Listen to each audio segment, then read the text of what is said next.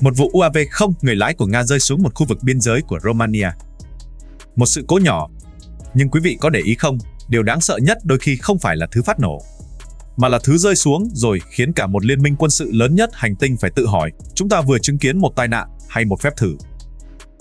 Khi chiếc drone được cho là có nguồn gốc từ Nga rơi xuống khu vực Galati của Romania, tranh cãi lập tức bùng lên. Romania lên án đây là hành vi vi phạm không phận nghiêm trọng.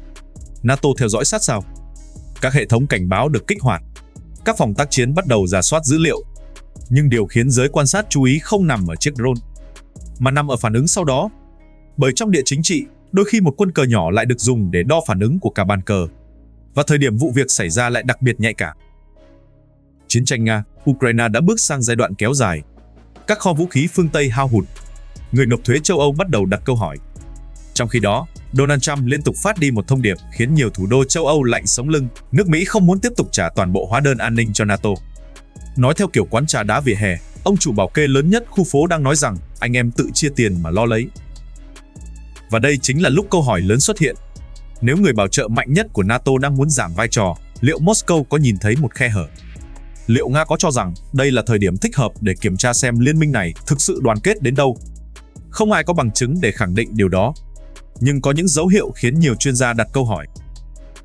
Bởi vì trong chiến tranh hiện đại, có những cuộc trinh sát không cần điệp viên, không cần vệ tinh, không cần đặc nhiệm, chỉ cần một chiếc drone.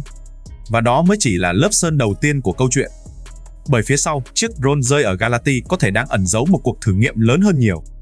Một cuộc thử nghiệm về tốc độ phản ứng, một cuộc thử nghiệm về sự đoàn kết, và có thể là một cuộc thử nghiệm về tương lai của NATO. Nếu nhìn theo góc độ quân sự thuần túy, nhiều người sẽ hỏi, một chiếc drone thì có gì ghê gớm? Nhưng quý vị thử nghĩ xem, một tay chơi cờ lão luyện không cần lao quân tổng lực vào giữa bàn cờ. Hắn chỉ cần đẩy một con tốt lên phía trước và chờ đối phương phản ứng. Trong trường hợp này, điều mà Nga có thể quan tâm không hẳn là chiếc drone có bị phá hủy hay không. Điều đáng giá hơn nhiều là những gì NATO để lộ ra sau đó. Bao lâu thì radar phát hiện? Bao lâu thì cảnh báo được truyền đi? Ai là người ra quyết định? Romania xử lý trước hay phải chờ NATO? Mỹ có tham gia trực tiếp hay chỉ theo dõi từ xa? Nghe có vẻ đơn giản, nhưng đối với các bộ tham mưu quân sự, đó là cả một kho dữ liệu vô giá.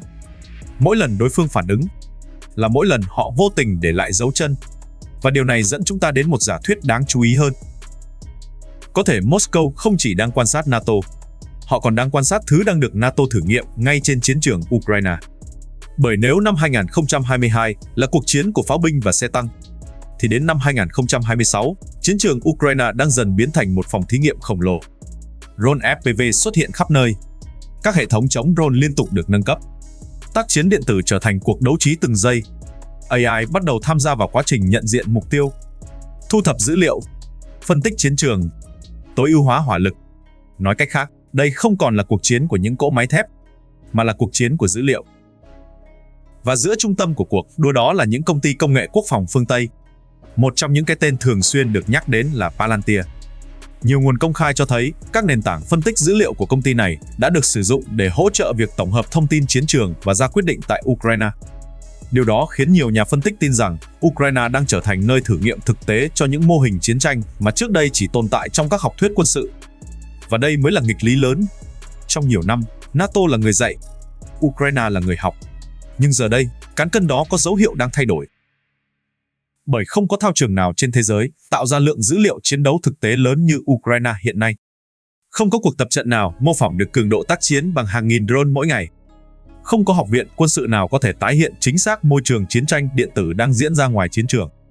Vì vậy, một số chuyên gia cho rằng NATO không chỉ đang viện trợ Ukraine, NATO cũng đang học từ Ukraine. Học bằng dữ liệu, học bằng kinh nghiệm thực chiến, học bằng những bài học được trả giá bằng máu. Và nếu điều đó là đúng, thì chiếc drone rơi xuống Galati có thể không chỉ là câu chuyện về một biên giới bị xâm phạm. Nó có thể là một phần của cuộc săn tìm thông tin lớn hơn rất nhiều. Một cuộc săn tìm nhằm trả lời câu hỏi, phương Tây thực sự đã tiến xa đến đâu trong cuộc đua chiến tranh bằng AI và dữ liệu. Nhưng khoan đã, nếu đó chỉ là thu thập thông tin thì vẫn còn quá đơn giản. Bởi có một tầng động cơ khác còn đáng chú ý hơn. Một tầng động cơ liên quan đến tâm lý. Và đôi khi, tâm lý mới là thứ nguy hiểm nhất trong địa chính trị. Trong thế giới địa chính trị, có những đòn đánh không nhằm phá hủy mục tiêu. Chúng nhằm gieo cảm giác bất an. Một cảm giác rất khó nhìn thấy trên bản đồ. nhưng lại có thể làm thay đổi cách các quốc gia ra quyết định. Và đó là lúc giả thuyết thứ ba xuất hiện. Liệu Nga có đang gửi một thông điệp tâm lý? Không phải bằng tên lửa đạn đạo, không phải bằng một cuộc tấn công trực diện, mà bằng một câu hỏi âm thầm: nếu chiến tranh tiến sát biên giới NATO hơn nữa thì sao? Nghe có vẻ đơn giản, nhưng chính những câu hỏi kiểu này mới khiến các bộ quốc phòng mất ngủ. Bởi điều 5 của NATO luôn được xem là tấm lá chắn thiêng liêng. Một nước bị tấn công, cả khối phản ứng, nhưng giữa lý thuyết và thực tế luôn tồn tại khoảng cách. Một drone lạc đường thì sao? Một vật thể không xác định thì sao? Một sự cố mơ hồ thì sao? Đó chính là vùng xám. Và vùng xám là nơi các cường quốc thường thích hoạt động nhất. Không đủ lớn để gây chiến, nhưng đủ nhạy cảm để tạo áp lực. Giống như một tay giang hồ bước đến sát cửa nhà đối thủ. Không đấm, không đá, chỉ đứng nhìn. Nhưng ai cũng hiểu thông điệp phía sau. Và đây là lúc hiệu ứng dây chuyền bắt đầu. Bởi sau mỗi sự cố như vậy, NATO gần như không còn lựa chọn nào khác ngoài việc tăng cường năng lực phòng thủ. Nhiều quốc gia Đông Âu đã bắt đầu tăng tốc. Ba Lan mở rộng quân đội, Romania nâng cấp năng lực phòng không. Các nước Baltic liên tục cảnh báo về các nguy cơ an ninh mới. Tiền bắt đầu chảy vào quốc phòng với tốc độ ngày càng lớn. Nhưng điều thú vị là phần lớn số tiền đó không còn tập trung vào xe tăng hay pháo hạng nặng như trước. Nó đang chảy sang một hướng khác. Drone chống drone, radar chống UAV, AI quân sự, tác chiến điện tử, hệ thống xử lý dữ liệu thời gian thực. Nói theo ngôn ngữ dễ hiểu, cuộc đua xe tăng đang dần nhường chỗ cho cuộc đua thuật toán. Ngày xưa ai có nhiều thép hơn sẽ mạnh hơn. Ngày nay, ai có nhiều dữ liệu hơn có thể mới là người chiến thắng.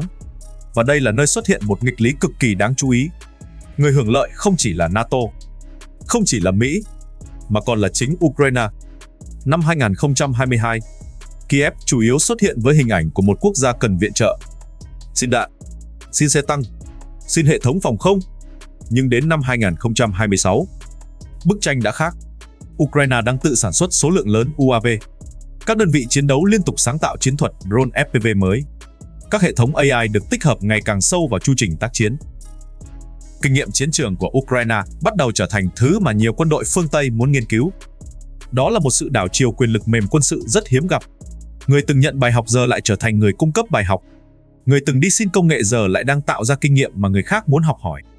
Và điều khiến nhiều nhà quan sát chú ý hơn nữa là những thông tin xoay quanh khả năng các đặc phái viên và quan chức cấp cao Mỹ tiếp tục đến Kyiv trong các đợt làm việc tương lai. Nếu những chuyến thăm đó diễn ra, mục tiêu có thể không chỉ là hỗ trợ chính trị, mà còn là quan sát trực tiếp một chiến trường đang định hình học thuyết quân sự của thế kỷ 21. Nhưng nếu Ukraine thực sự đang trở thành lớp học chiến tranh mới của phương Tây, thì câu hỏi tiếp theo còn lớn hơn nhiều. Ai mới là người kiểm soát cuộc chơi khi bài học từ chiến trường bắt đầu làm thay đổi chính cấu trúc quyền lực bên trong NATO? Và chính tại đây, câu chuyện bắt đầu vượt xa khỏi phạm vi của một chiếc drone. Bởi thứ đang dịch chuyển có thể không phải đường biên giới, mà là cấu trúc quyền lực của cả liên minh phương Tây. Trong nhiều thập kỷ, NATO vận hành theo một quy tắc gần như bất thành văn. Mỹ là đầu tàu. Mỹ cung cấp phần lớn năng lực quân sự. Mỹ chi tiền nhiều nhất. Mỹ giữ vai trò trung tâm trong mọi kế hoạch tác chiến lớn. Nhưng những năm gần đây, đặc biệt sau các tuyên bố liên tục từ Donald Trump về việc châu Âu phải tự gánh vác nhiều hơn trách nhiệm quốc phòng, một thực tế mới đang dần xuất hiện. Washington vẫn là người chơi mạnh nhất, nhưng Washington không còn muốn đóng vai người trả tiền cho tất cả. Nói theo kiểu ngoài chợ, ông anh cả vẫn ngồi đầu bàn, nhưng hóa đơn thì muốn chia đều hơn. Và đó là lúc châu Âu rơi vào một tình huống khó xử. Nếu Mỹ giảm dần mức độ cam kết tương đối, liệu châu Âu có đủ khả năng tự đứng trên đôi chân của mình? Liệu NATO có thể duy trì sức mạnh hiện tại nếu không còn phụ thuộc quá lớn vào Washington? Đó là câu hỏi mà không thủ đô nào muốn trả lời công khai. Nhưng tất cả đều đang âm thầm chuẩn bị. Từ Berlin đến Warsaw, từ Bucharest đến Paris, những cuộc thảo luận về một năng lực phòng thủ châu Âu độc lập ngày càng xuất hiện nhiều hơn. Không phải vì họ muốn thay thế NATO, mà vì họ bắt đầu nhận ra một điều. Trong thế giới mới, bảo hiểm an ninh không còn là thứ có thể mặc định tồn tại mãi mãi. Và đây là lúc một giả thuyết chiến lược đáng chú ý xuất hiện. Có thể Moscow hiểu rất rõ điều này. Có thể Nga nhận thấy rằng áp lực quân sự kéo dài không chỉ tiêu hao Ukraine. Nó còn buộc toàn bộ NATO phải tái cấu trúc, buộc các nước thành viên phải chi thêm tiền, buộc các chính phủ phải đối mặt với cử tri, buộc các nền kinh tế phải điều chỉnh ưu tiên ngân sách. Nói cách khác, không cần đánh bại NATO trên chiến trường, chỉ cần khiến NATO phải liên tục trả giá. Bởi mỗi năm căng thẳng kéo dài là mỗi năm các nước phương Tây phải mở hầu bao lớn hơn. Người chịu áp lực đầu tiên là người nộp thuế. Người chịu áp lực tiếp theo là các chính phủ. và những quốc gia ở sườn đông NATO trở thành tuyến đầu của sự bất ổn. Romania, Ba Lan, các nước Baltic, họ giống như những ngôi nhà nằm sát mép của một thùng thuốc súng. Chưa chắc ngọn lửa sẽ lan tới, nhưng họ luôn là những người cảm nhận sức nóng đầu tiên. Tuy nhiên, có một nhóm khác đang quan sát toàn bộ diễn biến này with sự quan tâm đặc biệt. Các tập đoàn quốc phòng, những nhà sản xuất radar, những công ty phát triển hệ thống chống drone, những doanh nghiệp AI quân sự, những nhà cung cấp nền tảng phân tích dữ liệu chiến trường. Bởi mỗi khi chiến tranh thay đổi hình dạng, một ngành công nghiệp mới lại được sinh ra. Và nếu thế kỷ 20 là thời đại của xe tăng, tàu chiến và máy bay ném bom, thì thế kỷ 21 có thể đang bước vào thời đại của UAV, AI và dữ liệu chiến trường. Điều khiến nhiều chuyên gia chú ý là tốc độ thay đổi hiện nay quá nhanh. Nhanh đến mức nhiều học thuyết quân sự được viết cách đây vài năm đã bắt đầu lỗi thời. Một chiếc drone FPV giá vài trăm đô la có thể phá hủy mục tiêu trị giá hàng triệu đô. Một thuật toán có thể rút ngắn thời gian ra quyết định từ hàng giờ xuống còn vài phút. Một hệ thống AI có thể phát hiện mục tiêu trước khi con người kịp nhận ra nguy cơ. Đó không còn là nâng cấp công nghệ, đó là thay đổi luật chơi. Và nếu luật chơi đang thay đổi, thì tương lai có thể còn gây bất ngờ hơn rất nhiều. Bởi phía trước đang xuất hiện 3, thậm chí 4 kịch bản lớn có thể định hình toàn bộ an ninh châu Âu trong thập kỷ tới. Kịch bản thứ nhất, NATO tăng cường hiện diện quân sự ở Đông Âu với quy mô ngày càng lớn. Thoạt nhìn, đây là phản ứng dễ hiểu nhất. Nga gây áp lực, NATO tăng phòng thủ, Nga tiếp tục điều chỉnh chiến lược, NATO lại tăng cường hiện diện. Nghe rất logic, nhưng vấn đề nằm ở chỗ, mỗi vòng xoáy như vậy đều khiến khoảng cách giữa hai bên ngày càng ngắn lại. Nhiều chuyên gia lo ngại rằng khi số lượng binh sĩ, hệ thống phòng không, radar và khí tài tập trung ngày càng dày đặc dọc sườn đông NATO, nguy cơ va chạm ngoài ý muốn cũng tăng lên. Một tính toán sai, một sự cố kỹ thuật ngoài ý muốn, một quyết định dù có hay không có chủ đích trong vài phút. Đôi khi lịch sử đã thay đổi chỉ vì những thứ như vậy. Kịch bản thứ hai, châu Âu tăng tốc xây dựng kiến trúc quốc phòng riêng. Đây là điều đang được bàn luận ngày càng nhiều.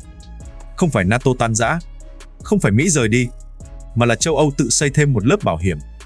Một lớp bảo hiểm dành cho thời đại mà Washington có thể tập trung nhiều hơn vào khu vực khác của thế giới. Nếu điều đó xảy ra, NATO vẫn tồn tại, nhưng vai trò tương đối của Mỹ có thể thay đổi. Cán cân quyền lực nội bộ cũng có thể dịch chuyển theo. Và đó sẽ là một trong những biến đổi chiến lược lớn nhất kể từ sau chiến tranh lạnh. Nhưng vẫn còn một kịch bản khiến nhiều nhà phân tích đặc biệt chú ý. Ukraine. Ukraine của năm 2030. Ukraine của năm 2035. Ukraine sau chiến tranh. Liệu quốc gia này có thể trở thành Israel của châu Âu? Đây không phải là dự đoán, cũng không phải điều chắc chắn, nhưng đó là một giả thuyết ngày càng được nhắc tới. Một quốc gia có công nghệ quân sự phát triển mạnh, một nền công nghiệp UAV quy mô lớn, một mạng lưới hợp tác quốc phòng sâu rộng với phương Tây, một xã hội đã tích lũy lượng kinh nghiệm chiến tranh thực tế mà rất ít quốc gia trên thế giới sở hữu. Nếu điều đó thành thực, Ukraine sẽ không còn được nhìn nhận đơn thuần như quốc gia nhận hỗ trợ. Họ có thể trở thành một trung tâm xuất khẩu kinh nghiệm chiến tranh công nghệ cao, một trung tâm đổi mới quân sự, một đối tác chiến lược mới trong hệ sinh thái an ninh phương Tây. Và rồi chúng ta đến với kịch bản cuối cùng, cũng là kịch bản lớn nhất. Điều gì xảy ra nếu chiến trường Ukraine không còn chỉ là chiến trường Ukraine? Điều gì xảy ra nếu đây thực sự là bản mẫu cho mọi cuộc chiến tương lai? Một nơi mà các cường quốc đang quan sát, đang học hỏi, đang ghi chép từng bài học, từ drone FPV đến AI quân sự, từ tác chiến điện tử đến chiến tranh dữ liệu, từ hệ thống cảm biến đến quy trình ra quyết định bằng thuật toán. Lúc đó, thứ được thử nghiệm không chỉ là vũ khí, mà là toàn bộ cách tiến hành chiến tranh. Và đó là lý do nhiều chuyên gia cho rằng câu chuyện về chiếc drone rơi xuống Galati không nên được nhìn như một sự cố đơn lẻ. Nó có thể chỉ là một chấm nhỏ, một chấm rất nhỏ, nhưng đôi khi chính những chấm nhỏ lại báo hiệu sự dịch chuyển của cả tảng băng bên dưới mặt nước. Có thể đó chỉ là tai nạn, có thể đó chỉ là một hệ quả của chiến tranh kéo dài. Nhưng cũng có thể, như nhiều nhà quan sát đặt câu hỏi, nó phản ánh một giai đoạn chuyển tiếp lớn hơn nhiều. Một giai đoạn mà NATO đang thay đổi, Mỹ đang điều chỉnh vai trò, châu Âu đang tìm cách tự đứng vững hơn. Ukraine đang từ người nhận viện trợ trở thành nơi cung cấp bài học chiến tranh thực chiến. Và cuộc cạnh tranh giữa các cường quốc đang dần chuyển từ thép, thuốc nổ và xe tăng sang dữ liệu, thuật toán, AI và những đàn drone phủ kín bầu trời. Nếu điều đó là đúng, thì thứ thực sự rơi xuống Romania ngày hôm đó có thể không chỉ là một chiếc drone, mà là một lời cảnh báo sớm về hình dạng của chiến tranh trong tương lai. Và từ chuỗi sự kiện vừa rồi, chúng ta có thể thấy một điều rằng tất cả các mối quan hệ ngoại giao hữu nghị chỉ là nhất thời và lợi ích quốc gia mới là thứ vĩnh cửu. trong mối quan hệ quốc tế, đặc biệt đối với các siêu cường, các nước nhỏ đến với họ, muốn được sự tôn trọng thì nhất thiết phải thể hiện mình có giá trị trong chuỗi lợi ích của họ. Không giá trị đến với nhau, chắc cũng chỉ một phát đại bác chào nhau, hết tuần trà đón tiếp thì cũng chỉ đuổi khéo đặt vé máy bay rồi về. Nhìn về Việt Nam mới thấy được sự chân ái ý nghĩa thật sự trong cách ngoại giao 4-0, không liên minh quân sự, không liên kết với nước này chống nước kia, không cho nước ngoài đặt căn cứ quân sự, không dùng vũ lực. Đúng là tin bạn thì mất vợ, dựa vào siêu cường có ngày phải đánh đổi cả sự tự chủ của quốc gia. Quý vị nghĩ sao về luận điểm này? Hãy để lại bình luận phản biện của quý vị bên dưới để chúng ta cùng thảo luận. Đừng quên nhấn đăng ký kênh và nhấn nút like để chúng tôi có động lực làm những video chủ đề tương tự trong những video tiếp theo. Trân trọng cảm ơn quý vị đã lắng nghe.